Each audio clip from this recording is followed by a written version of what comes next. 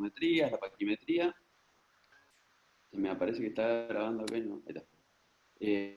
Pero no sabemos qué ventaja tiene sobre el resto de los equipos. Y bueno, la idea es un poco que puedan aprovechar este estudio que es tan caro y que tiene, digamos, un poco más de desarrollo que el resto de los topógrafos. Bueno, vamos a arrancar con los pacientes que pueden tener una sospecha de ectasia. Vamos a ir viendo el pentacam de una chica que tiene 9 años y que la estaban evaluando por si podía llegar a tener queratocono por ciertos valores que les parecían sospechosos, y después lo vamos a ir comparando con un paciente que tiene un queratocono franco. ¿Está bien? Así que bueno, esta pantalla es la vista preliminar, que probablemente todos los que han visto ya algún pentacam la conocen, y es la primera pantalla que nosotros vemos cuando abrimos el estudio. Siempre la primera imagen que trato de ver es la imagen de Scheimpflug, que prácticamente me da una noción macroscópica de cómo está esa córnea, o el cristalino, además el resto de las estructuras del segmento anterior. En este caso veo que el espesor de la córnea está bastante conservado. Uno se hace la idea viendo diferentes pentacamos o OCT, se nota que es una córnea con un espesor conservado, que no tiene un adelgazamiento ni tiene un incurvamiento hacia ningún sector diferente de la córnea. En cambio, si lo comparamos con este otro paciente, que es el que tiene el queratocono franco, fíjense cómo tiene un adelgazamiento justo en la zona inferior, que es donde tiene el incurvamiento, y ese es el ápex del queratocono. ¿Está bien? Esto es característico verlo en un paciente que tiene un queratocono ya más avanzado. Por otro lado, me voy a fijar las queratometrías. Esta paciente tenía queratometrías curvas y eso le hizo sospechar mucho al médico que la estaba evaluando. Ya que queratometrías por arriba de 46, 47 tienen que hacer sospechar o de una ectasia o por lo menos que tiene una córnea curva, que algo se está yendo de la normalidad prácticamente. Fíjense que esta paciente tenía de 47,4 y de 51,9, o sea, una queratometría bastante curva. Y después vemos el eje. Esto, si ustedes tienen Pentacam, fíjense qué les marca en el costado. Puede marcar el eje plano o el eje curvo, depende de cómo esté configurado, así que eso prácticamente lo tienen que ver en su aparato. En este caso marca el eje plano, que está en azul, y lo pone a 9 grados. Sabiendo que el eje contralateral debería estar a 90 grados, sabemos que el eje curvo, que es de 51,9, está a 99 grados.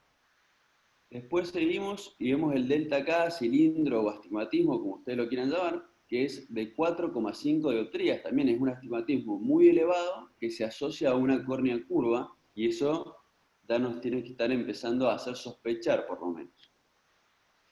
La paquimetría, la gran ventaja que tiene el Pentacam es que es un topógrafo de elevación, y eso quiere decir que va a medir también los espesores en todos los puntos de la córnea. Si mide los espesores en todos los puntos, tenemos la ventaja que no solamente podemos medir la paquimetría en la parte central de la córnea, que es como lo hacemos cuando lo hacemos de forma ultrasónica, sino también que puede medir si hay algún punto que esté más delgado que justamente el centro, que debería ser el punto más delgado. Ahora, fíjense que esta paciente tiene en el centro de la pupila 542 micras, lo cual es una paquimetría normal. Ahora me voy a la posición más fina y solamente tiene 2 micras menos que el centro de la córnea. Esto habla de normalidad. Primero, el espesor es normal, y segundo, hay correlación entre la posición más fina y el centro de la pupila.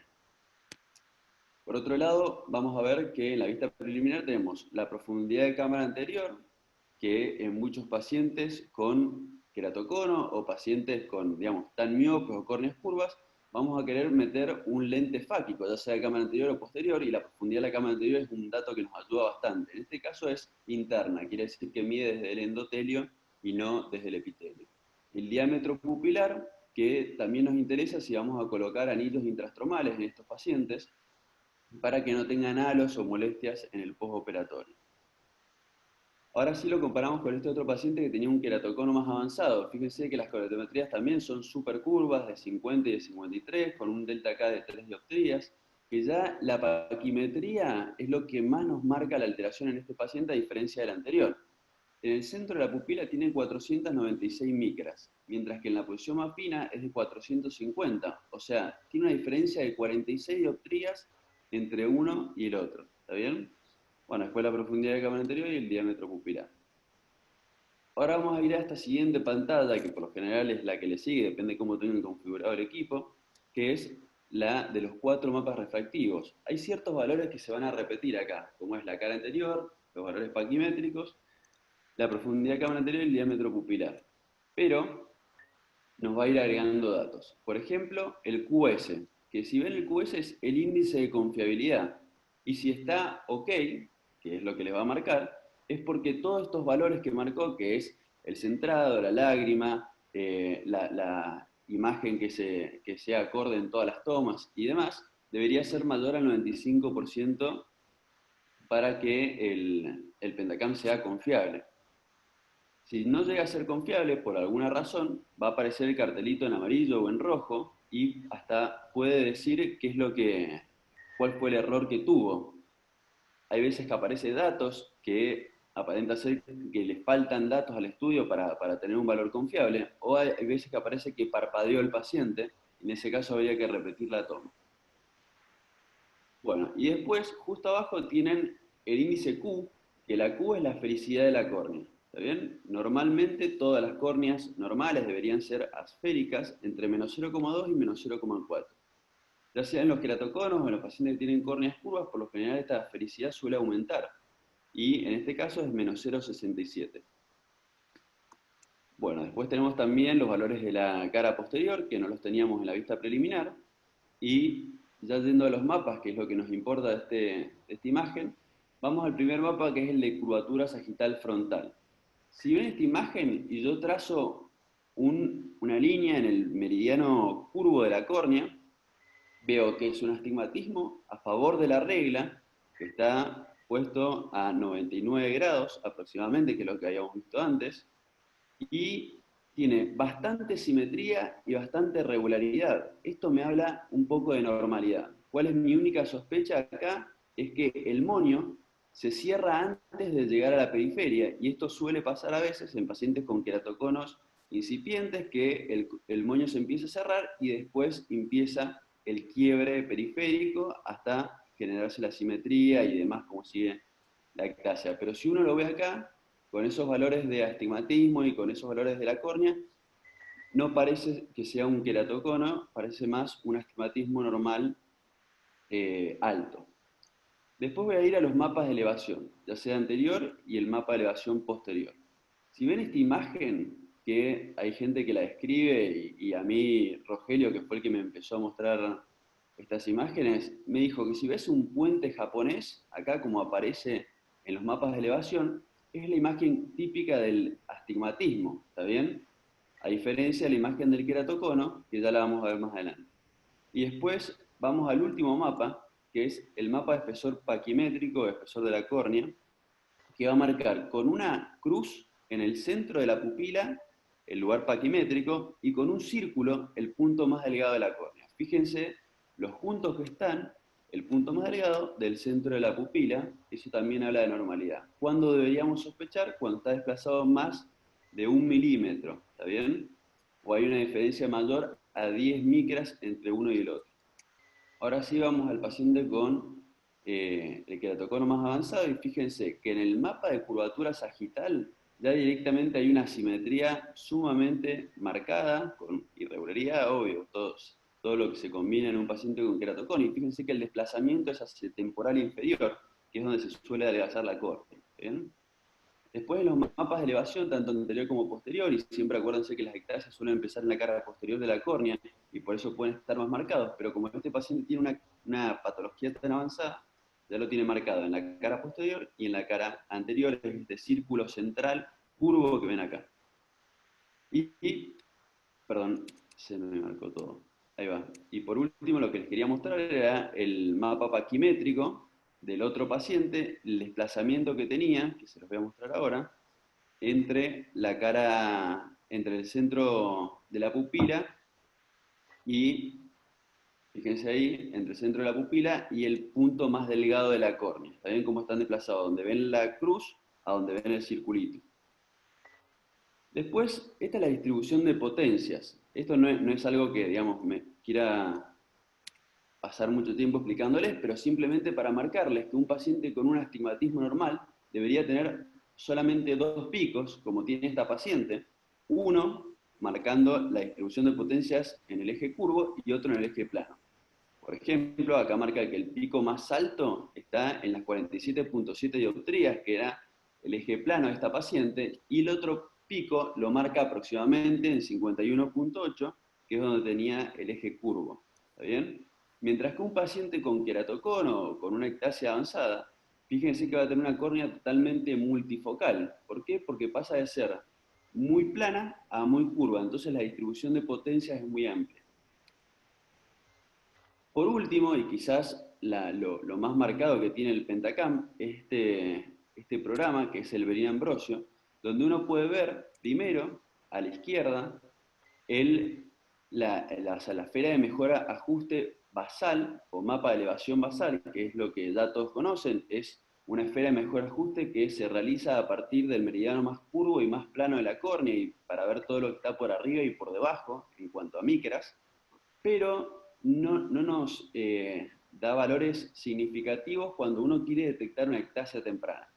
Entonces, lo que hicieron Bellini y Ambrosio fue tratar de mejorar ese programa y dijeron, bueno, si yo tengo una queratometría muy curva y una queratometría muy plana, o sea, muy plana, una queratometría plana y una queratometría muy curva. Esa queratometría curva o ese meridiano curvo me va a hacer que la esfera de mejor ajuste me quede demasiado arriba, demasiado curva, ¿está bien?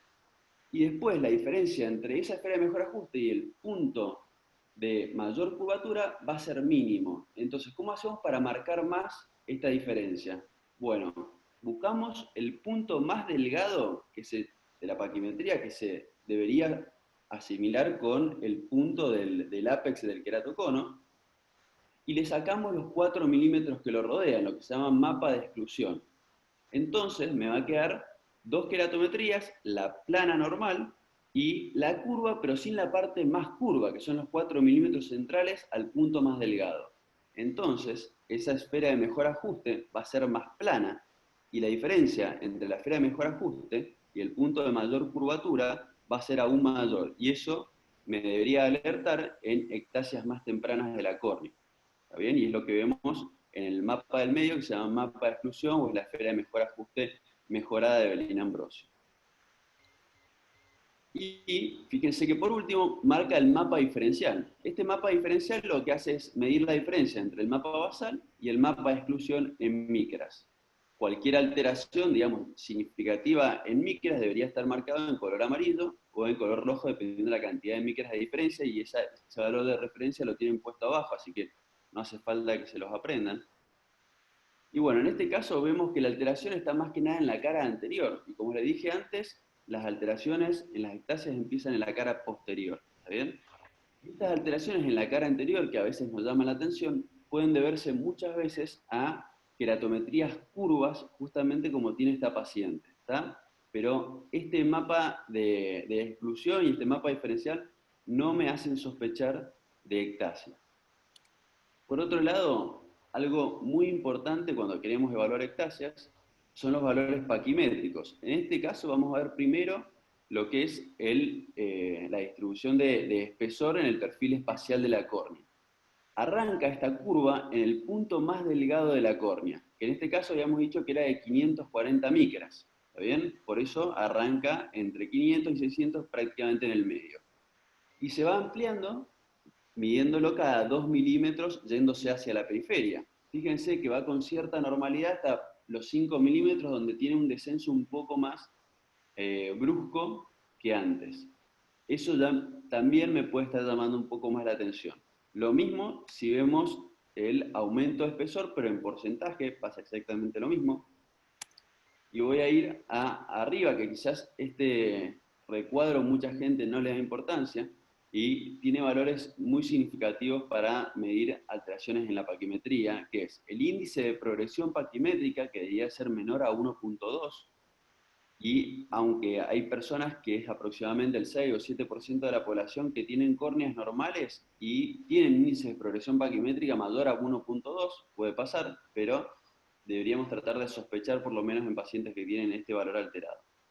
Y por otro lado, lo que aparece a la derecha de la media del índice de progresión paquimétrica es el ART max. Eso es un índice de espesor de Ambrosio que lo que hace es dividir el punto más delgado de la córnea sobre el índice de progresión paquimétrica. Y si me da mayor a 400, habla de prácticamente normalidad. Entre 400 y 300 debería hacernos sospechar de ectasia, y por debajo de 300 ya es prácticamente patognomónico de ectasia. Y por último, voy a ir a esta letra D mayúscula que se les marqué con una estrella para que la puedan visualizar, que es prácticamente el promedio de todo esto que estuvimos hablando en el programa de Evelina Ambrosio. Fíjense la diferencia en la cara anterior de la córnea, la diferencia en la cara posterior, el punto más delgado de la córnea, el índice de progresión paquimétrica y cuánto es la diferencia entre el punto más delgado y el centro de la pupila. En este caso me sale alterada, ¿por qué? Porque tiene un índice de progresión paquimétrica discretamente más elevado de lo normal y una cara anterior que por su curvatura me da alterada. El pentagrama es muy bueno para detectar ectasias tempranas, pero hay veces cuando las queratometrías son demasiado curvas, en pacientes con córneas quizás normales, este valor se puede ver alterado. ¿Está bien? Ahora lo comparamos con el paciente con queratocono marcado. Fíjense cómo los mapas, ya, la esfera de mejor ajuste estándar ya me marca una alteración tanto en la cara anterior como posterior. Fíjense que es más marcada en la cara posterior.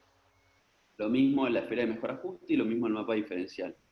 Todos los valores, ya sea la cara anterior o posterior, el punto más delgado y el índice de progresión paquimétrica, están todos sumamente alterados, y el valor D, que debería ser menor a 1.6, me da de 13.02, o sea que este paciente tiene una ectasia sumamente marcada. Y fíjense, esto es lo que le quería marcar para que lo vean, cómo arranca desde más arriba la curva de paquimetría, porque se tiende a afinar ese punto más delgado de la córnea, y va en un momento, va progresando hasta que en un momento cae bruscamente, que es hacia la periferia donde se suele mantener cierta normalidad. Bueno, hasta acá, si me quieren hacer alguna pregunta o seguimos con la clase. Por ahora no hay preguntas, Pedro, así que seguí tranquilo. Bueno, perfecto. Cualquier cosa me paran y me dicen. Eso fue ectasia, ¿está bien? Que es para prácticamente lo que está hecho el programa de Evelina Ambrosio y el Pentacam en sí.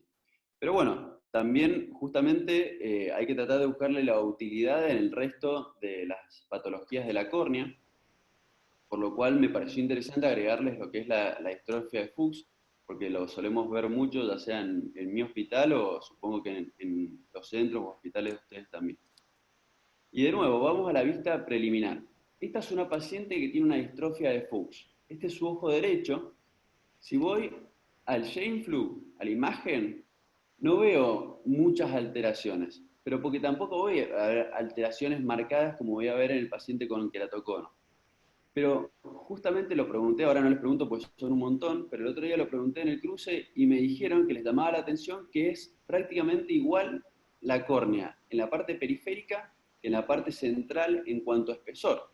Se va asemejando, digamos, o se va perdiendo esa diferencia entre la parte central y la periférica. Bueno, eso ya me llama la atención. Si uno ha visto diferentes Pentacam puede notar esta diferencia. Por otro lado, bueno, el delta K o cilindro, en este caso lo que les quise marcar, prácticamente no es que tengo que ver algo en sí, sino que les puede dar muy irregular dependiendo el edema que pueda tener el paciente en la córnea, los diferentes momentos del día, y ya sea, yo la mido con el autorrefractómetro y me puede dar un valor, y la mido con el pentacam y me puede dar otro valor, y eso va a variar mucho dependiendo del edema clínico del paciente. Después me voy a la paquimetría, que fíjense que tiene 592 micras. Esto ya no es normal, digamos. Puede ser normal, hay pacientes que tienen córneas de 600 micras y son normales, pero se va de la curva de Gauss, digamos, de la normalidad. 592 micras y en la posición fina 590. Esto es normal porque el edema suele empezar en el centro y por eso tienen bastante simetría estos valores. Bueno, ya sea en la parte central o en la más fina, que ya lo hablamos. Y ahora sí, este es el ojo izquierdo de la misma paciente, donde ya tiene una distrofia un poco más marcada, con un edema más marcado. Y si ven la imagen de Scheinflug, fíjense que aparece más blanquito en la cara posterior, que es en el endotelio, y eso es por justamente la distrofia en el endotelio, ¿está bien? Y se ve, si lo vemos en los picos de reflectividad, aparece este signo que se llama signo de la doble jiba, que es porque marca la reflectividad en la cara anterior, que es en el epitelio, y en esta cara posterior, que está dado por las gutas y por toda la alteración endotelial del paciente. ¿Está bien? Esto es lo que uno debería buscar cuando pide un pentacam en un paciente con distrofia de Fuchs. Bueno, seguimos con los 4 mapas refractivos. Acá los que les quiero marcar que en los 4 mapas vamos a encontrar irregularidades. Primero que esta paciente tiene un astigmatismo bastante bajo, que era de 0,1. O sea que ya de por sí no vamos a ver una imagen como la que veíamos recién, ya sea de astigmatismo o de queratocono. Vamos a ver un mapa que se distribuye las potencias de forma bastante equitativa. Y aparte podemos ver diferentes alteraciones en cuanto a los espesores dependiendo el edema y dependiendo el día en que se tomó la hora del día en que se tomó la toma, la imagen. Pasa lo mismo en los mapas de elevación anterior y posterior, y fíjense el mapa de espesor paquimétrico, donde el centro está en 590, 600, y tiene una diferencia de solamente 50 micras con la periferia. Y ahora sí, vamos al ojo izquierdo, que era el que estábamos marcado, donde prácticamente vamos a ver lo mismo, quizás un poco más marcadas estas irregularidades, y donde la diferencia entre el centro y la periferia ya son de 40 micras. ¿Bien? Bueno, cuando voy a la distribución de potencias, acá mucho no me tiene que importar, pero sepan que pueden ver picos desordenados, como aparece acá en la imagen, por la irregularidad que se genera. Y por último vamos al Benigno Ambrosio. Esto no está hecho para distrofia de Fuchs, pero lo que yo les quería mostrar era que siempre tienen que ver los mapas de esfera de mejor ajuste estándar o de Benigno Ambrosio, porque muchas veces, digamos, en cuanto a lo poco frecuente que es, se suele asociar alteraciones de la cara posterior con queratoconos, ¿está bien? Podemos tener distrofia de Fuchs y queratoconos juntos. De hecho, tuvimos un paciente nosotros hace poco que terminó una queratoplastia penetrante. Y bueno, eso es un dato a tener en cuenta, que no hay que pensar que el paciente puede tener solamente una patología de córnea, puede tener las dos, y bueno, hay que tratar de detectar. Por otro lado, vamos a ir a las curvas de espesor, como habíamos visto recién, y pasa exactamente lo contrario. ¿Qué está pasando acá? La curva, en vez de arrancar desde el punto más delgado, como arrancaba antes en 400 o 540, en este caso se va para abajo. ¿Por qué? Porque aumenta el punto más delgado, se empieza a aumentar de espesor. Entonces arranca prácticamente 600, que era 590, lo que habíamos visto, y se mantiene bastante equitativo en la distribución hacia la periferia, que es lo que les quería mostrar, y no tiene una progresión franca como habíamos visto en los queratoconos. Entonces se genera un aplanamiento de la parte primaria de la curva con una rectificación de la curva. Lo mismo pasa en la curva en cuanto a porcentaje, y si nos fijamos, el índice de progresión paquimétrica y el ART van a estar súper normales, porque justamente pasa lo contrario, ¿está bien? Disminuye la progresión. Y por último, el valor D debería dar normal en estos pacientes. Ahora fíjense el ojo izquierdo de la paciente, donde ya acá la rectificación es mucho más marcada, es prácticamente una línea recta en la distribución espacial, y lo mismo pasa en el mapa de porcentaje. Bueno, nada más. Gracias por escuchar. Tengo una pregunta, Pedro. Sí, Adriano. Creía ahí con esta paciente que mostraba dos ojos un tema de alineación en la calidad de la toma. escucho muy mal. Está bien. No sé si soy el único o se escucha mal. ¿Escucha mal? Para ver cambio. Ahora ahí se escucha mejor. Hay un poco mejor. No, te decía que ahí en los dos estudios marcaba un problema de calidad de la toma, el QS, como alteración de alineación. ¿Eso se atribuís al tipo de situación de subcórnea de la paciente o una paciente mayor que no fijaba bien o así? Bueno, esa pregunta ha surgido las dos veces que di esta clase, que es por por qué me da alterado el valor en el segundo paciente. La realidad, y la otra pregunta fue si tenía confiabilidad en el primer paciente, que era una chica de 9 años únicamente, y me decían, es como el campo visual que se tiene que tomar una edad para empezar a hacer este estudio. El estudio prácticamente depende de cómo se comporta el paciente. Si tiene 9 años y se porta bien, digamos, la imagen se puede tomar sin ningún problema porque los valores que va a evaluar el Pentacam para la confiabilidad del estudio son los mismos. O sea que si el paciente tiene 9 años y miró bien y no parpadeó e hizo todo como corresponde, la muestra va a dar bien.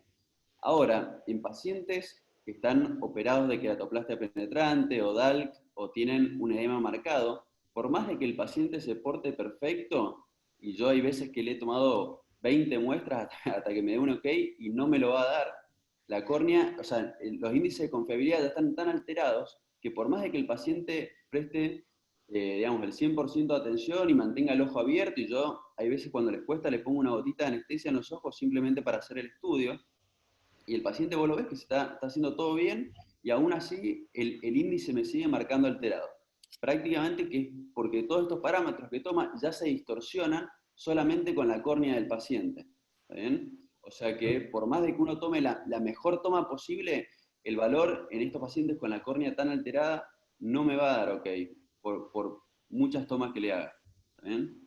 O sea que eso es otra cosa a tener en cuenta, porque también uno de los chicos el otro día me preguntó, lo mismo, me dijo, tengo un paciente que lo operaron de un DAL, no me acuerdo si era un DAL con un penetrante, y me dice, le tomé un montón de tomas y nunca pude sacar un buen índice de confiabilidad. Y en ese caso uno se tiene que manejar prácticamente con lo que consigue, ¿está bien? Tratando de ser discriminativo entre las cosas que uno puede evaluar y las que no puede evaluar en un paciente que tiene una cirugía o tiene la córnea bastante alterada. Muchas gracias, Pedro. Muy linda la clase y la verdad que explicaste de forma muy simple algo que por ahí a los residentes les cuesta mucho entender. Así que es muy bueno. Gracias a ustedes. Gracias a ustedes por la invitación. Pedro, quizás algo para agregar, que me pareció fantástica la clase. Como dice Virginia, súper clara, súper educativa, es esta pupilometría que logra el Pentacam no es de lo más fiable, y eso bueno, no te da lugar para comentarlo. Mide una pupila de una manera que no es ni escotópica ni mesópica, entonces te da un valor que no siempre es recomendable tomar para anillos o para refractiva. Conviene corroborarlo con algo. Y esta distribución espacial del grosor corneal, que lo explicaste también, es un índice muy piola para tomar en cuenta en base a ectasias cuando a veces el Benigno Ambrosio no las detecta tempranamente, y uno ya empieza a ver una distribución asimétrica del grosor corneal.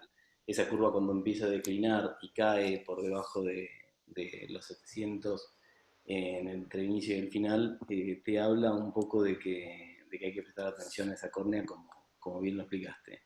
Sin duda el Pentacam entró para quedarse y ha sido revolucionario en la detección de ectasias, como decís vos, y la progresión de los equipos ha sido fantástica. Apareció el HR con la alta resolución y hoy ya está el Pentacam XL con la posibilidad de hacer biometrías y mediciones de córnea, pero Pedro se abogó a ectasias y a distrofias de Fuchs, que el Pentacam también sirve mucho para mirar el cristalino, para mirar el iris, para medir los ángulos, de manera manual. La manera automática no es de lo más fiable. La verdad que es un gran equipo, muy buen equipo, y nada, gracias por esto, siempre se aprende un montón. Bueno, gracias. Hola, buenos días. Hola Pedro, muy linda tu clase, muy didáctica, ya la conocía, pero la verdad que vale la pena felicitarte. Yo aclaré dos cositas nada más en el chat, que posiblemente lo ha mirado. Siempre, siempre tenemos que mirar los dos ojos cuando evaluamos una topografía en una paciente con sospecha de ectasia. Es fácil diagnosticar un queratocón avanzado que entra al consultorio y uno se lo ve en la córnea, pero cuando tenemos un caso límite de sospecha o un screening para cirugía refractiva, necesitamos siempre mirar los dos ojos, porque la manera de comparar las diferencias también nos permite hablar de normalidad o no. Así que eso algunas veces pasa, que piden un estudio de un lado solo y eso no es conveniente. Sí, eso, simplemente eso. Bueno, Muy bien. Bueno, gracias Pedro y gracias a todos los panelistas. Vamos a seguir ahora con el doctor Emiliano López.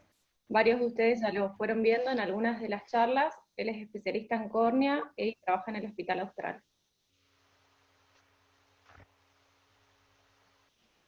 Así que doctor, cuando quiera puede compartir la pantalla. Sin problema aparece la pantalla de Pedro. Yo ya dejé de compartir. Ya, No, está re lenta mi computadora. a ver. Yo no veo nada, no lo veo ni a usted. Ahí está.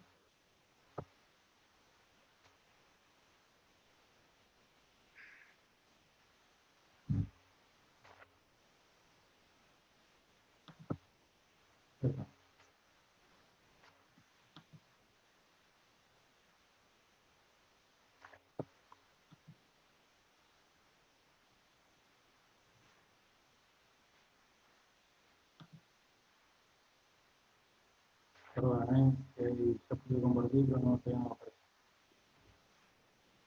mientras se me carga, Carla, Pedro, ustedes en italiano, todo paciente que ingresa al servicio de córnea lo analizan con el Pentacam, lo solicitan en casos particulares. ¿Cómo lo manejan ustedes? Actualmente casi dejamos de utilizar el topógrafo convencional, pero por una cuestión más logística. Y a todos los pacientes que queremos evaluar astigmatismo o ectasia les pedimos Pentacam. No siempre lo hacemos nosotros, tenemos un operador, un técnico que lo hace, y algunas veces nosotros puntualmente hay algún caso que queremos repetir o que queremos hacerlo, lo hacemos también porque disponemos del equipo cerca del consultorio, así que básicamente hacemos eso. Perdón, Pedro, me sigue apareciendo que la estás compartiendo y no me deja compartir, me parece compartir. Yo ya estoy viendo la imagen de ustedes, yo ya no estoy compartiendo más. A ver ahí. No me deja compartir. ¿Sabés qué, Paula? Nombralo coanfitrión. A veces es más fácil siendo coanfitrión para compartir. Me quedó la pantalla de Eh, Pedro. Eso no me deja. una cosa que está buena de agregar, y lo aprendí del gran maestro Fernando Arsanz, él siempre, a ver, cuando el QS, como mostraba Pedro, no es fiable, lo que uno tiene que lograr es no simular un buen QS poniéndole gotas, sino mejorar el problema que le está dándose esa falla en la medición y en la fiabilidad del equipo. Entonces, tratar al paciente por su patología, normalmente es patología de superficie, mejorar la lubricación, mejorar el ojo seco, mejorar la meibomitis o lo que sea que le esté generando ese cuadro, y después de una semana, dos de tratamiento, volver a tratar de medirlo, porque si no, en el mapa refractivo que muchas veces nos guiamos para una propuesta refractiva en el paciente, va a dar alterado, o sea, va a ser distinto a la real porque estamos simulándole un film lagrimal distinto. Entonces, quizás tener más cuidado en el tratamiento antes de guiarnos plenamente con un equipo, y al ser altamente reproducible uno lo puede repetir varias veces y la medición debería dar siempre muy parecida. Y yo lo que decía Eh, con las gotas es que muchas veces el problema del QS está en el parpadeo y no en la lágrima, porque el paciente no puede mantener abierto el ojo y todas las imágenes salen alteradas. Entonces, si el problema es el parpadeo, porque uno examinó bien al paciente, tiene un buen film lagrimal y demás, y no le parece que la alteración venga por la lágrima, uno simplemente con una gota de anestesia puede hacer que el paciente pueda mantener el ojo abierto más tiempo y sin molestias para reproducir el estudio, pero Sí, obviamente si totalmente. viene por la lágrima hay que mejorar la lágrima. ¿Sí? Totalmente, sí. Otra Doctor, cosa que por ahí, para el que no está tan habituado a mirar un informe con tantos mapas, con tantas capturas, es empezar por el mapa de curvatura, que es lo que más conocen. Y de ahí, de a poco, van evaluando el patrón, mirando los parámetros, y ahí van avanzando en el análisis, como les indicó Pedro. Bueno, no te saco tiempo, Emi.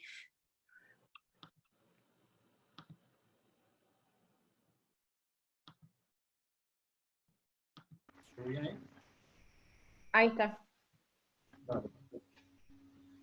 Bueno, la idea de esta charla es dar una pequeña introducción al mapa epitelial corneal. Capaz no todos no hemos visto mucho estos resultados, pero los pacientes muchas veces nos vienen con estudios en la mano y tenemos que saber interpretarlos y son herramientas increíbles. Cada vez vamos a verlas más seguidas. Entonces, los objetivos de esta charla es describir los principales dispositivos para medir el epitelio corneal y analizar también los mapas epiteliales normales y patológicos e identificar su utilidad en nuestra práctica diaria. Entonces, tenemos dos diferentes fuentes para estudiar el epitelio, el ultrasonido por un lado y los sistemas ópticos. Y vemos el tipo de onda de ultrasonido comparada a la de los sistemas ópticos. Obviamente los sistemas ópticos tienen una longitud de onda muy pequeña, generalmente son cercanas a los 840 nanómetros, comparada a la longitud de onda de un ultrasonido que es alrededor de 20 micras. Entonces uno a primeras pensaría que con los sistemas ópticos tendría mucha mayor capacidad para medir cualquier epitelio o parte del tejido corneal. Esto no es así, y como pueden ver acá está graficado, la onda de los sistemas ópticos no llega a encontrarla, pero le hice un gráfico para que puedan interpretarlo. Del lado izquierdo van a ver, no sé si ven mi cursor. ¿Se ve el cursor ahí? Sí, se ve perfecto. Entonces, van a ver cómo la onda de ultrasonido está la capa de toda la córnea. Entonces, cuando atraviesa el epitelio hace un pico enorme en el epitelio, en la cara anterior. En este caso no mide la película lagrimal, pues estas medidas se hacen en inmersión, y el segundo pico corresponde a la capa de Bowman. Y posteriormente se ve el pico en 529 que sería en endotelio. Cuando vemos la onda del sistema óptico sería algo parecido a lo que grafiqué acá. La onda comparada al ruido de la onda de tejido es muy cercano a la señal que marca el epitelio con el ruido de fondo de la señal, con lo cual la precisión de estos sistemas ópticos es un poco menor que la del ultrasonido. Igual no dejan de ser aparatos espectaculares para medir el mapa, pero tener en cuenta esto. Como debilidad del ultrasonido es que, como dijimos, tiene una onda de 20 micras, la capacidad del ultrasonido de diferenciar dos puntos distintos es de 20 micras. Si tenemos un epitelio menor a 20 micras, no va a tener la capacidad de medirlo bien, que sí podrá hacerlo el sistema óptico. Entonces, resumiendo esto, que es confuso a veces por parte más de física, es la resolución de los sistemas ópticos es mayor, pero la precisión para medir es mayor el ultrasonido. Y otra diferencia grande es la cantidad de los mapas, o sea, el área que llega a estudiar el ultrasonido es de 10 milímetros comparado a los 6 milímetros del sistema óptico, que es más reducido. Entonces, por este lado vemos el sistema de ultrasonido de alta frecuencia, que es el Artemis de la casa de Arscan. Como les dije antes, se hace con inmersión. Acá ven donde el paciente apoya la cabeza, tiene 2 guías de suero, que llena una copa con solución salina a temperatura ambiente, el paciente apoya el ojo, y con esto medimos desde el epitelio hasta la capa de Bowman. Por otro lado tenemos diferentes sistemas ópticos, acá nombro los principales, el MS39, que es espectacular, porque mide el mapa epitelial, así como también el mapa estromal, como había dicho antes, en un área de 6 milímetros. El Optoview, que fue el primer aparato aprobado por la FDA en 2012, que también da un mapa, pero sí epitelial, y esa misma área. Y después tenemos otros aparatos como el Spectral, que nosotros disponemos de ese en el hospital, que nos permite mediciones más manuales y no nos da un mapa, y el CIRRUS de la casa de Zeiss. Como le dije, todos estos aparatos incluyen la película lagrimal en la medida del epitelio, con lo cual pensaríamos que nos daría un valor mayor al real que mide el epitelio. Sin embargo, en comparaciones de los aparatos que usan ultrasonido y sistemas ópticos, Dan Rechten compara estos dos aparatos y se ve que los sistemas ópticos tienden a dar un valor inferior, cercano a 3 micras, o sea que es muy cercano, pero tiende a medir el epitelio un poco menor a lo que mide el ultrasonido. Acá estamos mirando, podemos ver un mapa epitelial, como es un mapa epitelial normal. Antiguamente se pensaba que el espesor era parejo en toda la córnea. En este estudio se demuestra que no es así. Se ve que la mitad superior de la córnea es más fino, la mitad inferior el epitelio es más grueso, y el sector nasal también es más grueso que el temporal. Acá pueden ver en espejo el ojo derecho y el ojo izquierdo. estudio que son 55 pacientes, y este sería el promedio de todos esos pacientes normales. ¿A qué se atribuiría esta distribución del espesor epitelial? Que normalmente el espesor central es cercano a 53 micras. ¿A qué se atribuiría? Como vemos acá, esto imaginémonos que es un párpado que en el día está subiendo y bajando muchísimas veces, alrededor de 10.000 veces por día, y ese movimiento explicaría en parte esta distribución de menor en esa zona superior. También se considera que el párpado sería un molde para ese remodelamiento epitelial que es muy dinámico. Pensemos que en 7 días el epitelio se recambia totalmente. Siguiendo esta línea de pensamiento, podemos ver este estudio con la ortoqueratología, o sea, lentes de contacto rígidas que se utilizaban durante la noche para modificar la curvatura corneal de estos pacientes miopes. Estos pueden ver cómo antes de usar la lente, estos pacientes tenían... Ay, perdí el cursor. Bueno, a la izquierda arriba pueden ver el epitelio como antes de usar la lente se ve un espesor normal, más fino en la parte superior y más grueso en la parte inferior. Después, a los 30 días de usar esa lente todas las noches, cómo se aplana la porción central de la córnea y se engruesa a nivel periférico. Esto permitía en estos pacientes una corrección de entre 3 y 4 dioptrías de miopía. Obviamente, estos pacientes les sacamos la lente de contacto y se remodela nuevamente la córnea al estado previo. Estos cambios también en la córnea por remodelamiento nos explican un poco también cuando miramos el warface, y podemos ver en las topografías inferiores cómo nos dan incurvamientos inferiores o superiores de acuerdo al calzado de la lente, y también con cambios en las aberraciones corneales, como sobre todo en el ojo izquierdo a la derecha, cambios cromáticos que son generados por la lente de contacto. Entonces acá voy a escribirle las 4 reglas del epitelio que describe Dan Reichstein, que es, bueno, ahora que lo haremos a cada rato, pues el amo del epitelio corneal, y dice lo siguiente. La córnea, el epitelio se engruesa para llenar depresiones. La segunda es que se adelgaza sobre picos o partes incurvadas del estroma, cambia de manera proporcional al cambio estromal, y el cambio epitelial se correlaciona con la tasa de cambio de curvatura. Vamos a ir una por una.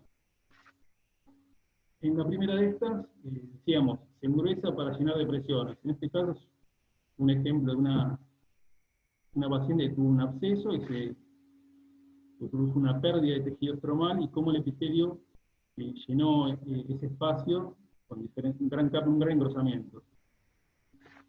Después decíamos que el epitelio se adelgaza sobre picos o parte más incurvada. Acá vemos un queratocono muy avanzado, y cómo en la zona del pico, del ápice de ese cono, cómo el epitelio se afinó ahí a 36 micras.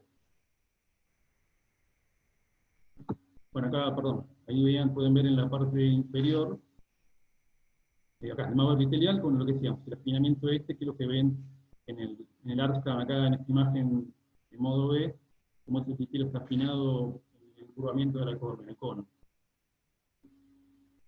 Después decíamos que cambia de manera proporcional el cambio estromal, o sea, si tenemos cuanto más focal y importante, más profundo es el cambio estromal, mayor compensación epitelial va a haber.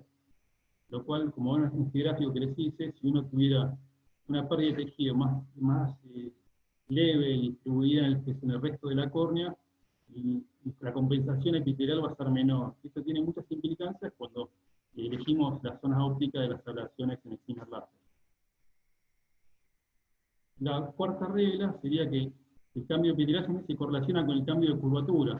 Acá vemos la progresión de un cono leve a uno muy avanzado, y cómo en esa incurvación, cuanto más curva la córnea, mayor compensación hay de afinamiento del epitelio. Que pasamos de 50 en un leve, pasa a 36 micras en un cono muy avanzado.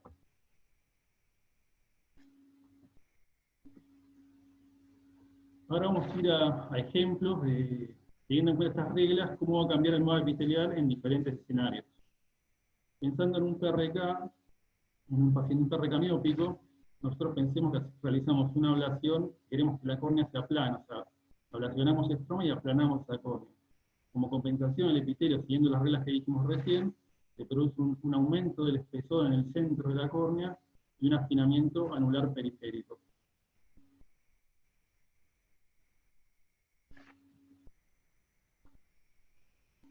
lo mismo acá, si pensamos esto, otro trabajo interesante en el cual pensando en un láser miópico, cuando realizamos esas ablaciones estromales, cómo cambian el tiempo. Sabemos en el preoperatorio el espesor del mapa epitelial normal, y cómo en el día 1 se produce una gran compensación con el engrosamiento del centro de la córnea, con lo cual a este paciente que le aplanamos la córnea va a haber una compensación epitelial que nos va a miopizar un poco esto. Lo mismo pasa al mes, hasta los 3 meses, y a partir de los 3 meses se mantiene estable. Esto es interesante e importante porque de repente si uno viéramos que en el postoperatorio inmediato tenemos un residual miópico y quisiéramos retocarlo, deberíamos tener en cuenta que esos primeros 3 meses se va a seguir remodelando el epitelio y no va a cambiar el resultado. Entonces tendríamos que esperar y ver cómo se mantenga estable ese cambio miópico que vimos. Por otro lado, el láser hipermetrópico. Acá estamos haciendo lo contrario, ablacionamos el estroma porque queremos incurvar esa córnea, por lo cual, ante un incurvamiento, como dijimos con la regla, se va a afinar en el centro donde incurvamos y se va a engrosar mucho en la periferia. Esto da un patrón similar al queratocono, que lo vamos a ver más adelante, ¿sí? Y acá podemos ver cómo se aplana en el centro y se engruesa en la periferia. ¿Verdad? Este es también otro trabajo muy interesante, que es teniendo en cuenta toda esta capacidad que tiene el LASCAM para medir el mapa epitelial y el mapa estromal con mucha precisión, ante astigmatismos irregulares, como este ejemplo vemos que es un paciente con queratomías radiales, ¿sí? Entonces, en estos pacientes, uno, además de ver el perfil epitelial, que lo hacemos generalmente por topógrafos de elevación, deberíamos medir ese perfil estromal para corregir estos casos complejos. Entonces, acá ven el preoperatorio, vemos que el perfil acá epitelial tiene un gran aplanamiento superior e inferior y una distribución muy irregular. Entonces, la idea es que mejorar estos tratamientos guiados en principio ahora son por topografía, guiarlos con Artemis, con el ARSCAN, para realizar tallados más precisos y emparejar, como ven acá, después de la cirugía del láser, cómo se emparejó ese epitelio con un buen resultado. Ya hay estudios, digamos, ensayos clínicos para hacer un algoritmo para que este tratamiento guiado por Artemis sea con un algoritmo que uno no solo talle y empareje la córnea, sino que retroactivamente uno pueda llevar al paciente a cero con una sola intervención. Acá ven que se realiza el láser, pero el paciente queda con un aumento de más 450 y menos 450. O sea, se logró regularizar el epitelio, pero queda con un aumento bastante alto. La idea es que en un solo tratamiento llevar ese aumento a cero y emparejar la superficie guiado por estos sistemas nuevos. Pasando al queratocono, entonces vemos a la izquierda el mapa epitelial normal y a la derecha vemos el queratocono. Como veíamos con el láser hipermetrópico, vemos que hay un aplanamiento central donde se incurva la córnea y un engrosamiento periférico. Lo mismo acá, si vemos, trasladamos ese mapa epitelial, lo trasladamos a la tomografía de elevación, vemos cómo coincide este aplanamiento con la zona incurvada, tanto en la cara anterior como en la cara posterior. Lo mismo acá, bueno, viendo lo mismo en un sistema óptico, ¿sí? Se ve exactamente igual, el aplanamiento en la zona incurvada y el anillo alrededor del engrosamiento a la forma de dona. Y acá lo mismo, ya lo que decía antes Pedro, o sea, tenemos casos límites grises que el Pentacam no nos dice que sea queratocono, y ante esas dudas estos aparatos nos dan una herramienta más. Acá vemos, por ejemplo, acá, pacientes que el Pentacam nos marca como normal. Igual si nosotros miramos la cara posterior acá abajo, vemos que tiene cierta simetría la cara posterior, pero bueno, el Pentacam no lo pone como queratocono claramente. Vemos como al ver el mapa epitelial abajo, se ve que tiene un aplanamiento central y la forma de dona con un engrosamiento alrededor, que nos da el diagnóstico de queratocono muy temprano. Lo mismo en este otro caso acá, el Pentacam, en el caso 1, que en arriba, también lo mismo. Vemos el mapa epitelial que nos marca claramente que es un queratocono, y que el Pentacam nos marca varón. Bueno, este ARSCAN también tiene una pantalla que hace con un algoritmo para clasificar diferentes variables y nos marca si este paciente tiene queratocono y qué estadio corresponde. Entonces, es una herramienta muy buena también. Nos complementa el algoritmo del browser. Bueno, acá ya vamos a ver, esto es otro, para ellos más que nada es un diagnóstico diferencial. Podemos ver mapas epiteliales en pacientes con distrofia de membrana basal, da un patrón medio parecido a una dona, un queratocono, pero tienen epitelios totalmente engrosados estos pacientes, lo cual es un diagnóstico diferencial del mapa epitelial en estos pacientes. Otra herramienta más que nos va a dar este aparato es medir el poder corneal total, midiendo tanto el poder de la cara anterior de la córnea, del epitelio, como el perfil estromal. Nosotros actualmente cada vez se mide más la cara anterior y posterior para medir el poder corneal total. Esto nos sumaría el perfil estromal, que también tiene importancia en el poder corneal total. Acá podemos ver abajo dos córneas diferentes que tienen queratometrías idénticas, pero un perfil epitelial y estromal totalmente diferentes, con un residual muy diferente que nos va a dar cálculos de lentes totalmente alocados. Entonces, midiendo estos perfiles, podemos obtener a través de nuevas fórmulas mediciones más precisas. Y acá vamos a algunos ejemplos que tuvimos en el servicio. Este es un paciente que tuvo una queratitis por acantamoeba, que nosotros lo vimos ya con una secuela de esa acantamoeba, una cicatriz anular, que tuvo una queratitis fúngica sumada extra a un paciente muy mal usuario de lentes de contacto, que en este caso le quedó un leucoma que viene a la izquierda arriba, en la foto capaz cuesta verlo, pero tiene un leucoma estromal, estroma bastante superficial, ahí en la parte central, y después tiene un leucoma anular. Si miramos el mapa epitelial, es totalmente irregular. Si miramos la topografía de elevación, también es una cara anterior totalmente irregular, un rayo complejo. Acá Federico Luengo disponía del ARSCAM, así que pudo medirlo y se ve con mucha claridad esos cambios en la unión del epitelio con el estroma anterior. ¿Sí? Y acá arriba a la derecha podemos ver también el confocal con las cicatrices estromales. Entonces, este paciente todavía espera para hacerse una queratomía lamelar anterior con femtosegundo. Vemos como es una herramienta que nos da una claridad muy grande para ver estos casos complejos para tratar estas lesiones cicatrizales. Acá vemos una queratomatía climática, se ven los depósitos subepiteliales de estas gotas, los depósitos de estos pacientes están expuestos a alta radiación, y un espesor de 124, y acá no me falta el mapa epitelial. Acá podemos ver una distrofia polimorfa posterior, con un mapa epitelial normal, no se ven cambios. Tengamos en cuenta que, siguiendo las reglas que describimos antes, acá no hay ni encurvamiento, ni pérdida de estroma, nada, tenemos un mapa epitelial totalmente normal.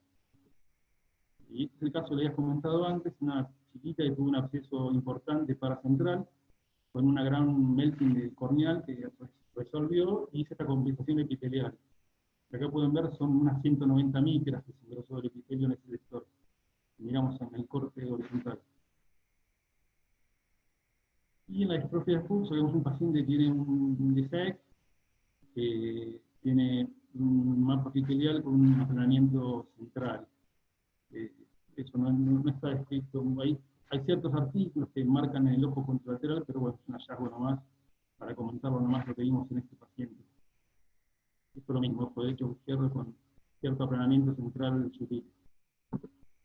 Entonces, como conclusiones, estas nuevas tecnologías nos permitirán analizar estigmatismos irregulares a nivel estromal, nos permitirá realizar un screening de queratoconos con mayor sensibilidad y especificidad, nos permitirán monitorear la progresión de ectasias. Uno puede, digamos, así como seguimos con el Pentacam, seguirlos con el mapa epitelial, a ver si hay cambios en el espesor del epitelio que nos pueden indicar que está progresando la ectasia, optimizar la planificación de cirugías refractivas, y sobre todo esto en retoques o casos complejos que tengan córneas con mucha irregularidad.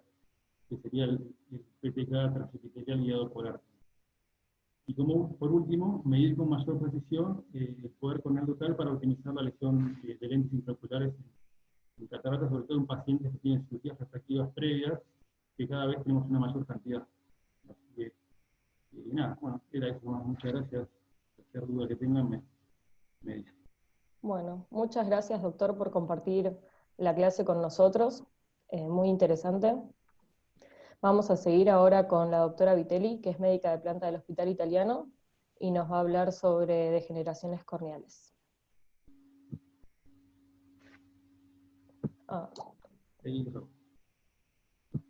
Un minutito, ¿cómo están?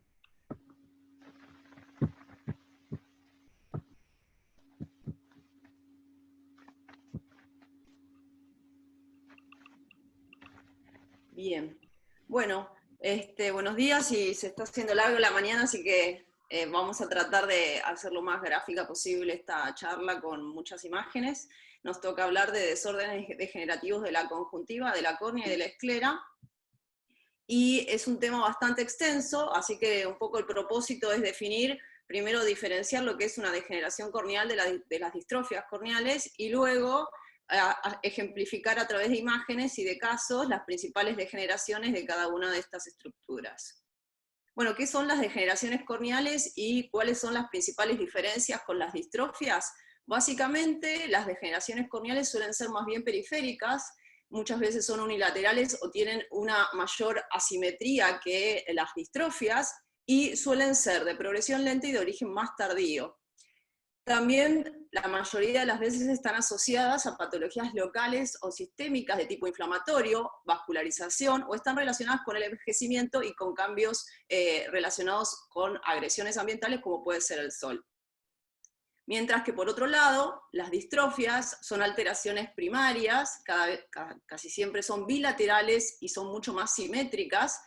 Muchas veces tienen un predominio central y una progresión muy lenta. Por supuesto, tienen antecedentes familiares, porque suelen tener una herencia dominante o recesiva, y la naturaleza de estas enfermedades es no inflamatoria. Y muchas veces están identificados los defectos genéticos y tienen una expresión fenotípica variable según la patología de la cual estemos hablando.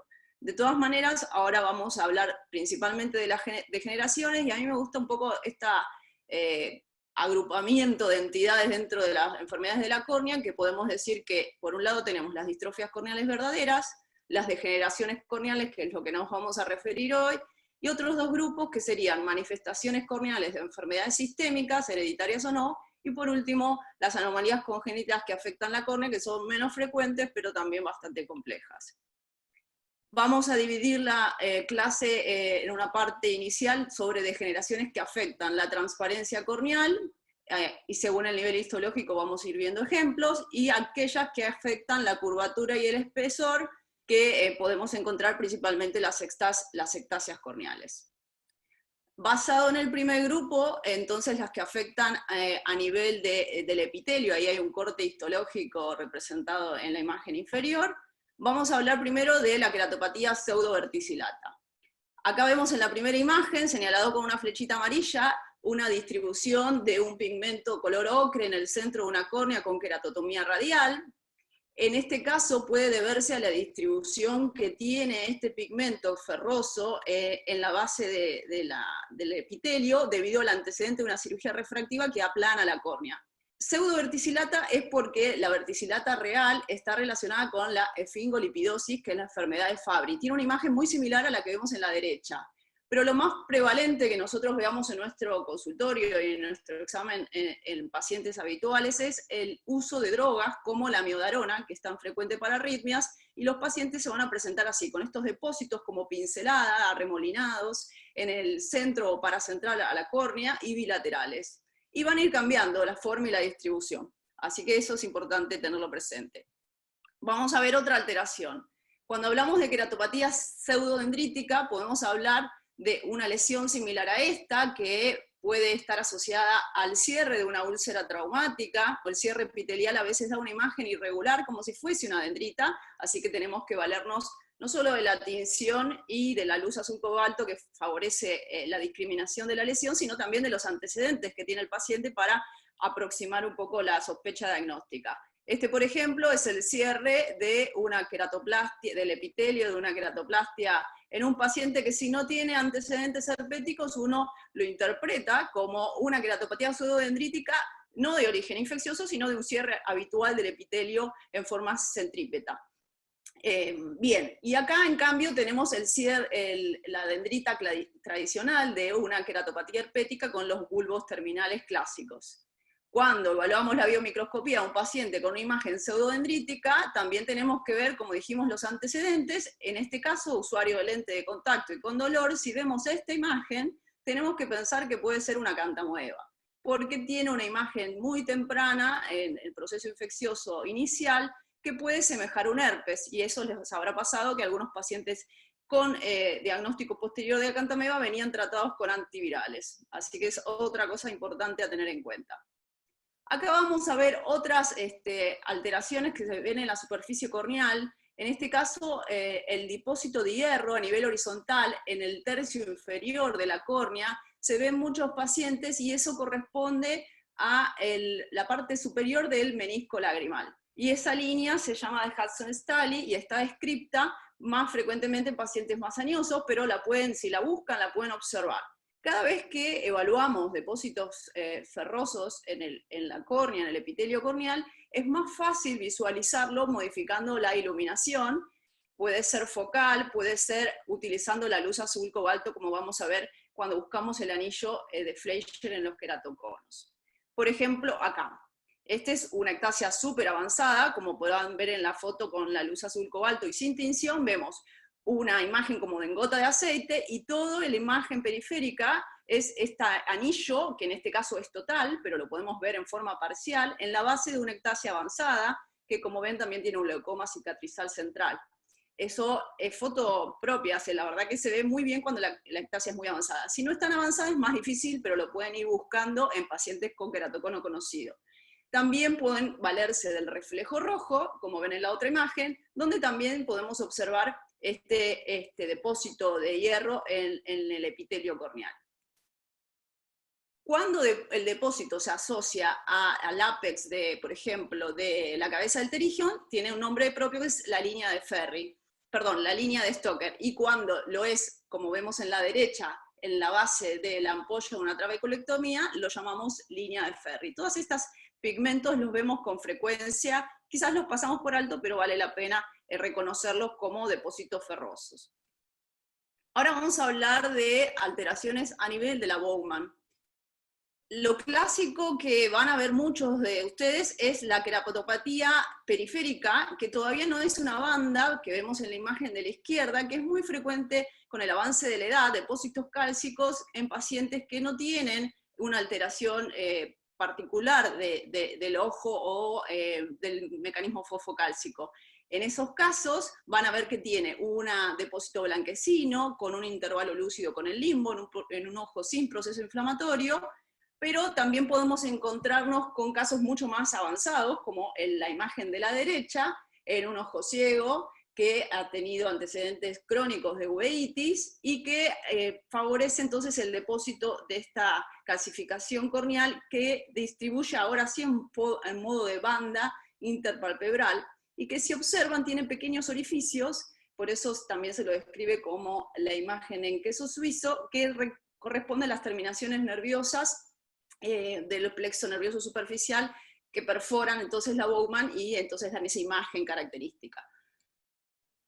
En estos casos vamos a remover esa calcificación diluyendo la misma o facilitando la remoción con EPTA, que es un preparado magistral que se coloca luego de debridar el epitelio sobre la zona comprometida, y luego se remueve. En este caso era literalmente una calcificación, una piedrita. Esto altera mucho la conjuntiva tarsal del paciente y genera muchísimos síntomas, y siempre nos podemos valer de la membrana amniótica para usarla como soporte de membrana basal para que repitelice, como vemos en la imagen inferior. Curiosamente, esta paciente, que yo la vi cuando empecé la residencia, volvió 10 años después, o no sé, 14 años después, de nuevo con una calcificación, así que la imagen que agrego a la derecha, es la nueva remoción y la nueva colocación de membrana. Acá vemos otro ejemplo. Esta paciente que hace poquito la presentamos en otro Ateneo, tenía una calcificación también asociada a un edema de córnea. En estos casos podemos remover la calcificación y luego continuar con el tratamiento del endotelio corneal, como vemos acá, con un muy buen resultado visual si la salud del ojo es adecuada.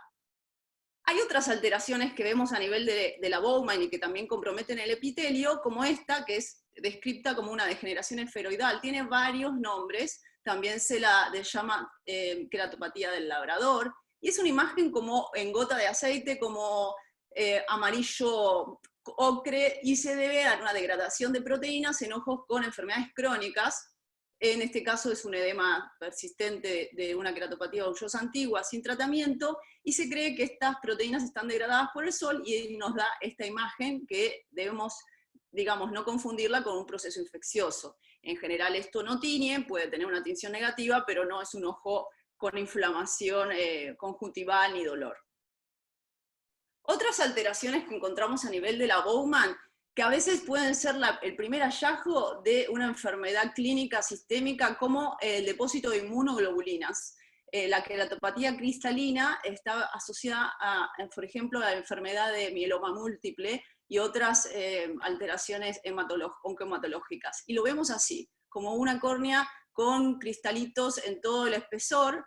Esto genera mucho fotofobia y malestar, no es tan frecuente, pero puede ser, como les digo, el primer hallazgo para que el paciente, ante una presencia de estos cristales, y con diagnóstico diferencial de cristales de cistina, podamos hacer una interconsulta, por ejemplo, con el hematólogo. A mí me ha pasado, trabajando en hospitales, por ahí es más prevalente, pero que en estos años, tres casos he visto de esto, incluso uno, curiosamente, era el padre de una hematóloga, así que miren qué cosa importante diagnosticarlo y evaluarlo. Otras alteraciones pueden ser que comprometen la Bowman y que protruyen sobre el epitelio, la degeneración nodular. Ese es un caso de una degeneración nodular que se llama de Salman, donde los nódulos en general se encuentran parapupilares, son de color, como vemos acá, blanco grisáceos, de distribución asimétrica, pero suele ser bilateral, y en general se debe a una cicatrización aberrante que respeta el epitelio, no tiñe, no genera dolor. En este caso la patología estaba bastante avanzada, como vemos tenía comprometido incluso el eje visual la paciente, y requiere de bridación.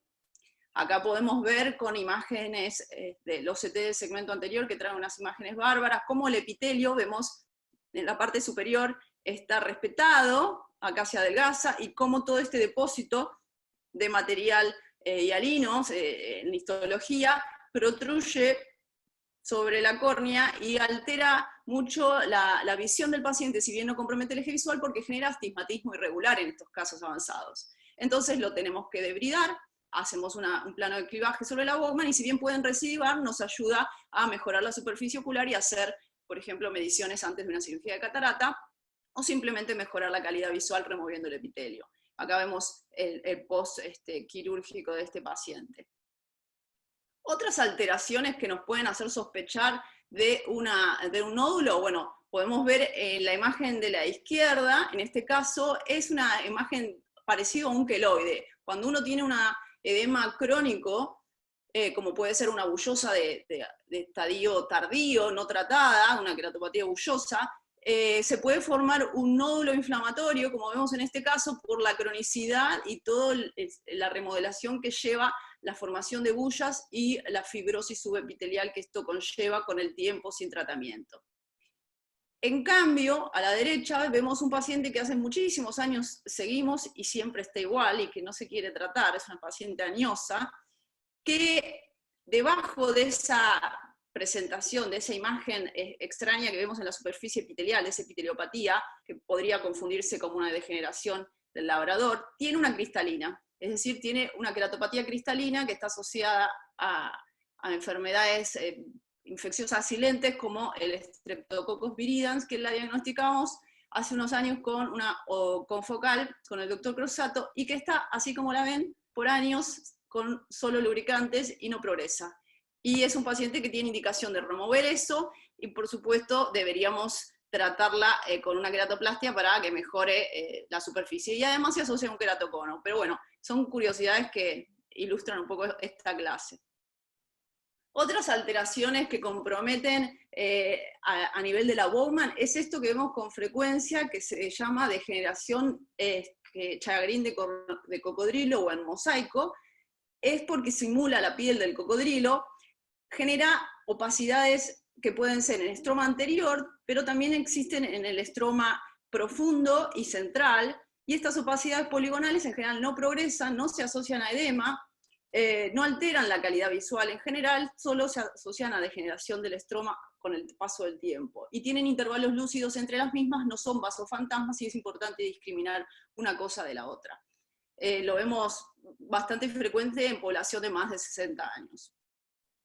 A diferencia de lo que vemos acá, en la imagen de la izquierda vemos un velo reticular post-PRK en un paciente que fue sometido a una PRK con una ablación de 8 dioptrías, y esto es una de las consecuencias de hacer una ablación profunda, posiblemente de la ausencia del uso de antimetabolitos como la mitomicina C, que minimiza la cicatrización aberrante del estroma anterior cuando uno con el láser rompe la Bowman para corregir una metropía.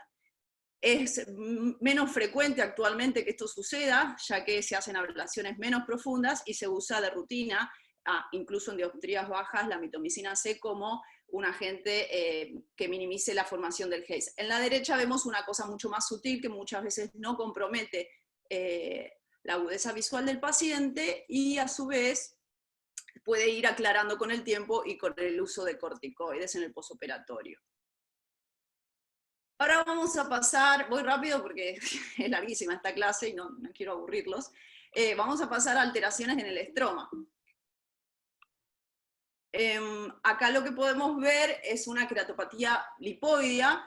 En este caso podemos diferenciar las primarias de origen desconocido en pacientes sin dislipemias, o las secundarias a procesos inflamatorios, como puede ser la enfermedad de Cogan. Esta paciente tenía asociada alteración vestibular y había perdido la audición de uno de sus oídos, tenía mucho tiempo de evolución, era oriunda de Chaco y la conocimos hace un tiempo, con un ojo tranquilo, pero en sucesivas visitas vimos que tenía un proceso inflamatorio periférico con algunos vasos fantasmas en la periferia, y que los hemos visto en actividad en distintas consultas. Hay que discriminarla y diferenciarla de la queratitis intersticial sifilítica. Esta es no sifilítica, no infecciosa, y en estos también hay que estudiar el perfil lipídico. Y lo que vemos, que hay depósitos blanquecinos en el estroma profundo, ahí vemos el corte óptico, y este proceso suele ser bilateral. Es bastante infrecuente, pero cuando lo vean, sepan que tenemos que descartar procesos infecciosos y dislipemias. En el primer ojo de esta paciente se hizo una queratoplastia penetrante, con un muy buen resultado y secuencial cirugía de catarata, y años más tarde se hizo un trasplante lamelar anterior profundo. Acá vemos la imagen de la derecha superior, es un trasplante lamelar anterior profundo, en el segundo ojo, y en el primero vemos cómo tiene un pequeño rechazo, depósitos con precipitados queráticos retrocorneales, como el hecho de hacer un lamelar nos preserva, nos aleja, digamos, del rechazo inmunológico y de la falla del injerto, mientras que cuando hacemos un penetrante favorecemos entonces el reconocimiento inmunológico y el rechazo. Así que es un ejemplo claro de las indicaciones de trasplantes lamelares. También la queratopatía lipoidea puede ser secundaria a vascularización corneal, muy frecuentemente cuando el paciente tiene un herpes estromal con desarrollo de neovasos, o cuando tiene un rechazo inmunológico, como vemos en la fotografía de la derecha, donde estos vasos exudan proteínas y lípidos y generan estos depósitos en el estroma de la córnea del paciente. Todos estos casos requieren, depende del tratamiento que uno haga, si tiene un origen viral, una profilaxis antiviral antes del procedimiento con fines ópticos, como puede ser un trasplante. Otras curiosidades: no es muy frecuente ver vascularización en segmentos intracorneales, pero también este es un caso interesante que recibimos para control. Acá vemos cómo un vaso limbar rodea la base del anillo, y cómo ese neovaso exuda lípidos que se ven rodeando el anillo. En estos casos, digamos, realmente el paciente no aceptó un tratamiento, pero bueno, se hizo un diagnóstico diferencial. Lo que podemos hacer con procesos infecciosos es un ojo blanco y tranquilo. Lo que podemos hacer en estos casos es pedir una microscopía confocal, y eso nos permite diagnosticar que eso se trata de lípidos, y por supuesto por la clínica, por estos vasos que tenemos acá, que están en la base del segmento. Normalmente, puntualmente, cuando hablamos de segmentos intracorneales y hacemos un corte óptico, el hecho de haber espatulado para pasar el segmento rompe las paredes de las células, y eso naturalmente deposita lípidos en la base de los anillos. Muchas veces vemos puntitos blanquecinos que, estudiados por microscopía confocal, se diagnostica que son de lípidos, pero no es con esta magnitud, ¿no? Esto ya es por una vascularización, váyase a ver por qué ocurrió. Otros casos, también con, por ejemplo, insuficiencia limbar, como este caso por una quemadura antigua, y el desarrollo de neovaso favorece el depósito de lípidos en la córnea. En este caso la paciente fue tratada con un procedimiento triple, y de esa manera podemos resolver esta alteración. Y ahora, hablando de otros depósitos, a diferencia de los que vimos con respecto al hierro, el depósito de cobre, que genera esta imagen que se llama anillo de Kayser-Fleischer, es predesemético, es más profundo, no es a nivel epitelial, y es patognomónico sí de la enfermedad hepatolenticular de Wilson, que altera los ganglios de la base y genera una hepatopatía que muchas veces requiere trasplante de hígado. Esto no es tan frecuentemente visto, aunque se ve en otras enfermedades hepatológicas. En aquellos hospitales que tengan servicio de hepatología pueden ustedes solicitar que deriven los pacientes para ver si encuentran este anillo de cobre pardo que se encuentra en la parte periférica, como les dije, porque bueno, es algo interesante para poder observar. Cuando hablamos también de depósitos de metales, podemos hablar de la impregnación hemática de la córnea. Es más frecuente cuando hay un trauma que genera un hipema completo, como puede ser la imagen de la izquierda, y que como consecuencia la hemosiderina y toda la degradación que eso genera impregna el endotelio corneal, que con el tiempo puede aclarar, pero muchas veces daña la córnea, y es por eso que tenemos indicación de lavar y evitar el resangrado de este tipo de traumas, ¿sí? Para evitar que se haga una impregnación hemática de la misma. Este es el caso que les mostré previamente de la queratopatía lipoidea asociada a un Cogan, que tenía vasos profundos, y cuando hicimos el DALC, como podemos ver, tiene en la entrecara sangre. Esto por suerte no deja una impregnación como un sangrado profuso, porque enseguida estos pequeños vasitos dejaron de sangrar, pero sí tiene un posoperatorio donde inicialmente, a pesar de que se desinflamó, se disminuyó el edema del injerto, los residuos hemáticos inicialmente dejaron un haze, y luego aclaró con el tiempo. Esto todavía es un posoperatorio bastante temprano.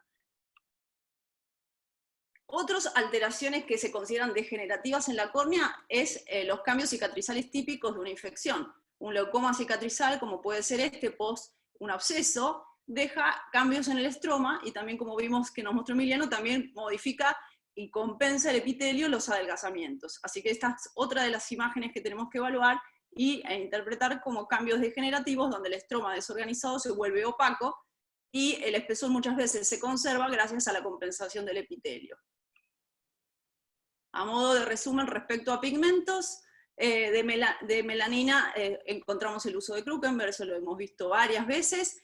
Los más frecuentes son los de hierro, la siderosis, ya sea por un cuerpo extraño, el anillo de Fleischer en la base del queratocono, lo tienen que buscar, lo van a ver en muchos pacientes, y por supuesto la línea de depósito ferroso en la base de las ampollas de trabeculectomía o en el apex de un pterigion es muy frecuentemente visto. Los demás, la verdad que no están con tanta frecuencia, pero los pueden buscar. Ahora vamos a hablar de degeneraciones ya que comprometen el endotelio. Primero vamos a definir de qué se trata el corpúsculo de Hassan-Henle. Estos son una especie de gutas, porque se ven como las excrescencias típicas de la gutata tradicional, pero en la córnea periférica de los pacientes con el paso del tiempo. Cuando estas son aisladas y periféricas, solamente son un hallazgo y no progresan a edema y simplemente pueden describirse o buscarse. Y en cambio, cuando tenemos una confluencia central de gutas, como puede ser en la imagen que vemos a la derecha, con el típico aumento de la reflectividad en el corte óptico, con este edema con retroiluminación que vemos epitelial, y con una iluminación focal, como vemos magnificada, el típica imagen en repujado de plata, sí estamos frente a un Fuchs clásico con endoteliopatía ya asociada a una distrofia. Pero también el endotelio en forma puede degenerarse secundario a otro proceso que no sea distrofia. Sabemos que una FACO complicada, un proceso inflamatorio crónico, un glaucoma agudo, la pseudofoliación, todo favorece el edema epitelial, el edema estromal, debido a la falla del endotelio y al daño endotelial. Y eso es un cambio degenerativo de esa capa de la córnea. Y por último, diferenciarlo de esto, que esto no es un cambio degenerativo, sino es una ruptura de la DSMET muy temprana en un queratocono avanzado que forma el hidrops. Este paciente consultó enseguida que se inició el hidrops y a la semana ya tenía casi un edema de 2/3 de la córnea. Y en estos casos muchas veces los dejamos 3 o 4 semanas a evolución libre del edema y finalmente cicatriza y vuelve a aclarar.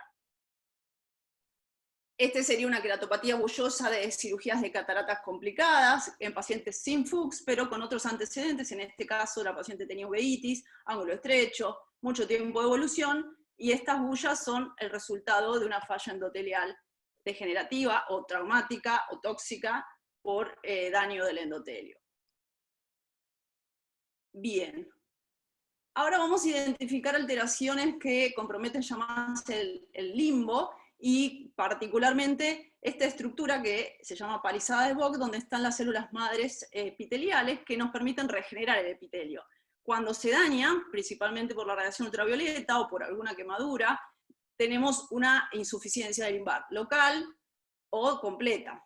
Y todas estas alteraciones que provoca el sol y las agresiones en la superficie de la córnea que comprometen el limbo, van a generar una alteración fibrovascular muchas veces del epitelio, una degeneración elastótica cuando uno habla de histología, o una destrucción de la capa de Bowman, o todas ellas juntas. Y como consecuencia vamos a tener la presencia de una pinguécula, la presencia de un pterigion, que por supuesto, como ya saben, lo tenemos que sacar, como vimos en la clase el otro día, con autoinjerto de conjuntiva libre para minimizar el riesgo de recidiva.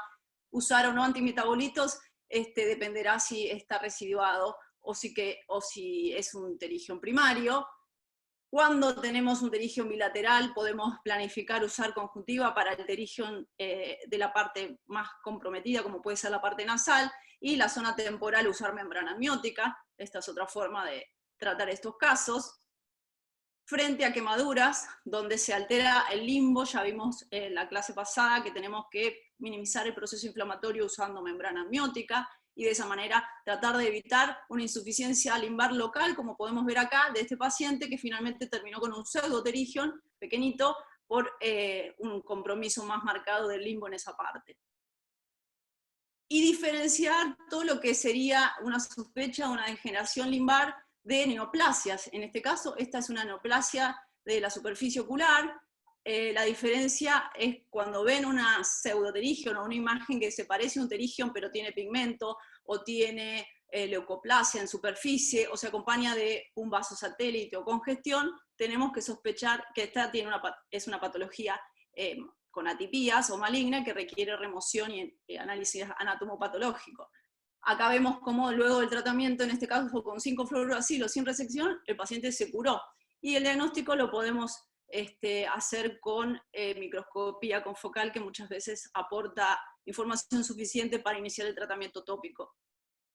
En cambio, este caso, que se presenta así como lo ven, con un ojo muy congestivo, una placa leucoplásica, vasos de gran calibre, una epiteliopatía en superficie, inicialmente tratada como herpes, fue un carcinoma, y este paciente necesitó un tratamiento de remoción, placa, y para el cierre, luego de la remoción, con una técnica que se llama no touch, permitimos remover el epitelio dañado, la conjuntiva enferma, además colocar crío en los bordes de la conjuntiva, de manera que minimicemos la recidiva, y la membrana ayuda, como hemos visto antes, a la repitelización y recuperación de la superficie ocular.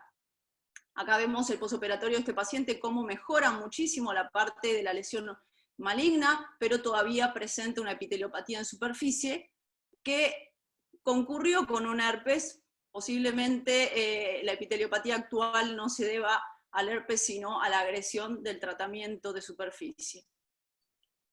Otras lesiones de conjuntivas degenerativas puede ser esto, un quiste de inclusión epitelial, que lo podemos remover en cirugía, o lesiones papilomatosas, que tienen ya otro origen, muchas veces viral, y que también requieren anatomía patológica. Todo lo que removamos de conjuntiva se recomienda hacer anatomía patológica para recibir un informe que hable si la lesión que removimos tiene riesgo de recidiva, si tiene atipías. Y por supuesto están los casos de insuficiencia de stem cell limbares ya completos, que son mucho más complejos de tratar. Esta insuficiencia limbar, en cambio, se debe a una paciente que lamentablemente tuvo una queratitis por acantameba muy agresiva, que requirió trasplante, después desarrolló una catarata, un glaucoma, y persistió una insuficiencia limbar completa. La paciente no quiso hacer ningún otro tratamiento adicional, así que ante una insuficiencia limbar de 360 grados, presenta un defecto epitelial crónico que no termina de cerrar y que requiere, por supuesto, un cuidado importante, y uno puede recurrir a la membrana, al suerautólogo, para tratar de curar esta superficie. Bueno, esta paciente hace años que está en tratamiento y rechaza cualquier tipo de procedimiento quirúrgico, así que la manejamos con tratamiento local, y a veces ponemos lente de contacto con fines terapéuticos y remoción con frecuencia. Otras alteraciones que comprometen el limbo en usuarios de lentes de contacto, muchas veces blandas, es la epiteliopatía en ondas. Como vemos acá, hay una alteración epitelial de tipo triangular, que compromete las células que van desde el limbo hacia el centro. Las células migran en forma centrípeta para reponer el epitelio, para renovar el epitelio. Y otras lesiones que podemos ver son estos pequeños hoyuelitos, que a veces en lentes de contacto rígidas quedan atrapados, burbujitas de aire, y generan una tinción negativa.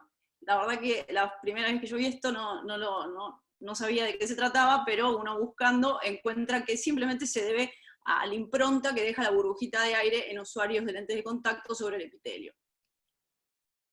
Cuando el uso crónico de lentes de contacto genera una hipoxia marcada, los vasos pueden desde el limbo comprometer el estroma, y muchísimas veces retroceden ya simplemente por disminuir el uso o utilizar lentes de contacto de mejor calidad o mejor transmisibilidad del oxígeno que hoy disponemos, ¿sí? Pero en estos casos hay que suspender la lente para que los vasos retrocedan, y muchas veces se debe a pacientes miopes altos que les cuesta hacer esa suspensión.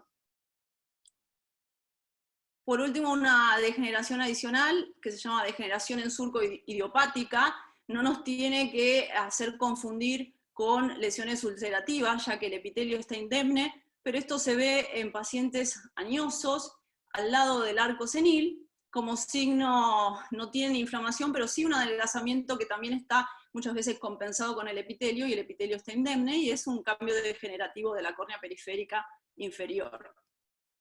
Y por supuesto también el arco senil, que como sabemos puede ser parcial y después unirse, que se debe a depósitos lipídicos en el estroma profundo. Bien, yo sé que esta clase es súper larga, yo no sé si quieren que siga un poquito más o quieren aflojar, díganme. Solamente haríamos un recorrido por ectasias. Sí, me parece que... ¿Sigo un poquito más? Sí, por mí también, Carla. Bueno, igual son básicamente fotitos, porque la última parte habla más que nada de ectasias. Bien, las degeneraciones ectásicas, según el libro que a mí me gusta tanto, del Atlas de Barraquer, están clasificadas de distintas maneras, pero en este caso podemos hablar de ectasias con compromiso axial, central o paracentral, generalizadas o periféricas. En estas degeneraciones se altera tanto la curvatura como el espesor de la córnea, y dependiendo del compromiso del espesor, es la clasificación que describe en esta bibliografía. Bueno, un queratocono avanzado, como sabemos, tiene en general un adelgazamiento paracentral o central. En un queratocono avanzado encontramos las estrías de Vogt, que están señaladas con la flecha amarilla, y en algunos casos también cicatrices profundas. Todos estos también son cambios degenerativos del estroma ectásico en pacientes con alteración de la córnea en estadio avanzado. Como vimos antes, también encontramos en una ectasia avanzada el anillo de Fleischer, este depósito ferroso en la base del epitelio. Búsquenlo con la luz azul cobalto, van a ver muchas veces que es un anillo parcial. Vamos a encontrar cambios degenerativos cuando presentamos un hidrops agudo, ese es el caso que vimos antes, donde con el avance de los días desarrolla un edema más marcado.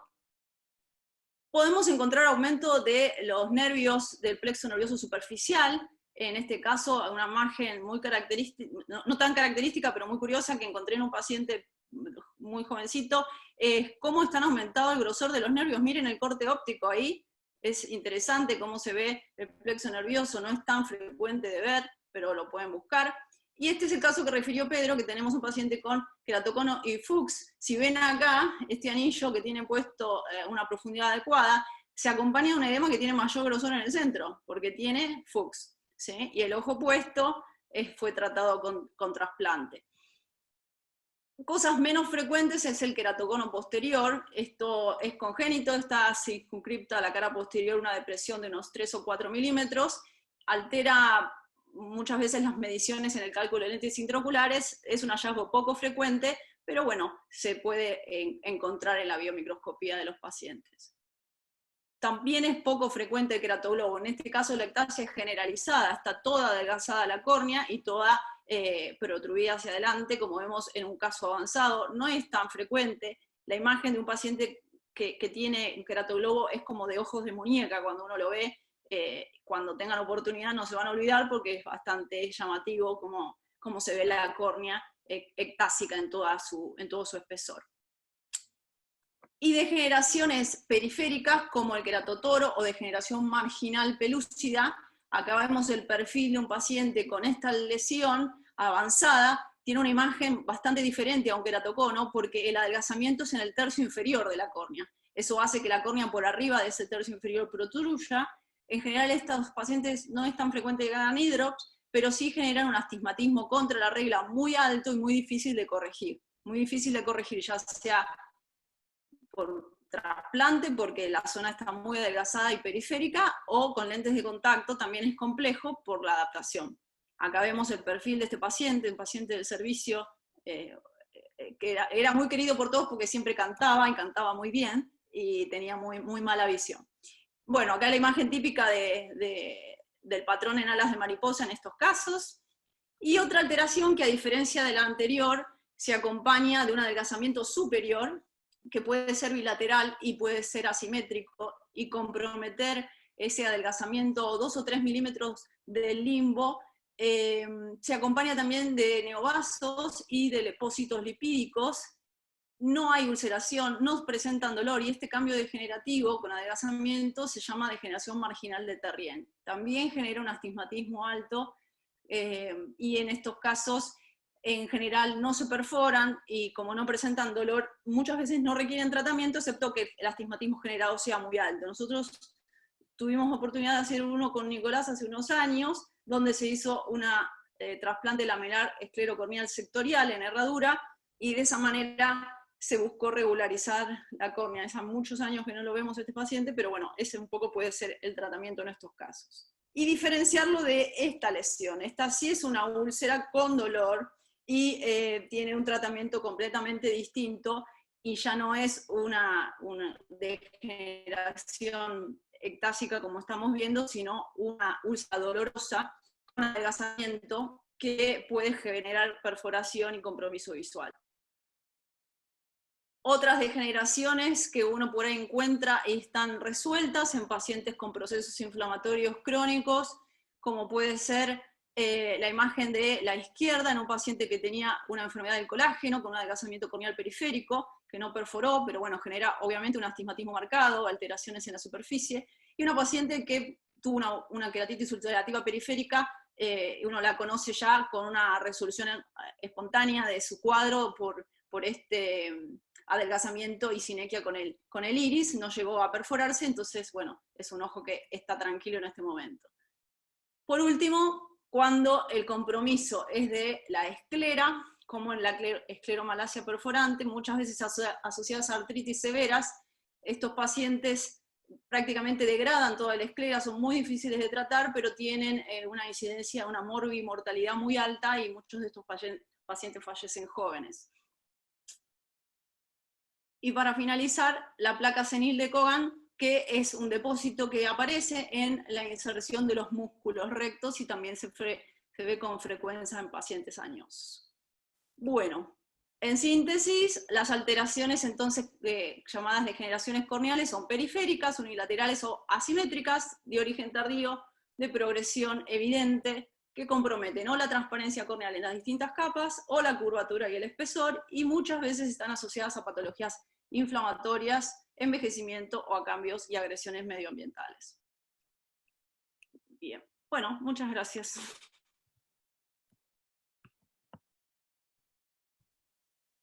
No te escuchamos, Flor. Ahora sí. Te agradecía mucho por la clase, que muy linda y muy completa como siempre. Gracias por estar. Bueno, no sé si tienen alguna pregunta, se hizo súper largo. No, muy bueno, Carla. Yo siempre digo, ¿no? Uno más aprende de esto y más lo encuentra, es real. Y fíjense, chicos, que nada, van a ir a la emprendedura ahora y van a encontrar un montón de generaciones que da mucha gratificación detectarlas, diagnosticarlas. Me pareció súper completa la clase y está para verla más de 10 veces, ¿no? Uno sigue aprendiendo todo el tiempo, está muy bueno.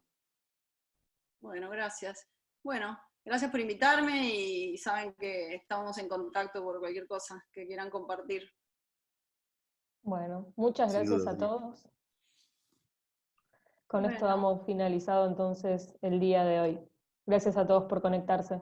Bueno, nos vemos. Un abrazo, Chau, nos vemos chau. mañana. Chau.